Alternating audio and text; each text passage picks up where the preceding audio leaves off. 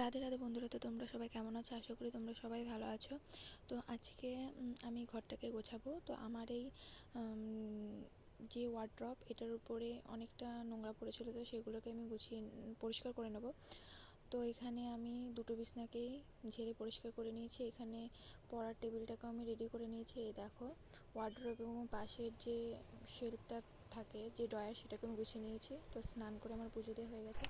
আজকে যেহেতু সোমবার, সেহেতু আজকে আমি ডালিয়া রান্না করেছি। তো এখানে আমি টিফিনও দিয়ে দেবো ডালিয়া। তো এখানে আজকে হলো আমাদের হাটবার। তো এখানে বাজার করে নিয়ে এসেছে, দেখো কত বাজার সবজি। তো এখানে আমি মুসুরির ডালটাকে একটা কৌটে ঢেলে রাখবো, আর এখানে চাউমিনটাকেও একটা বয়মে রেখে দিলাম।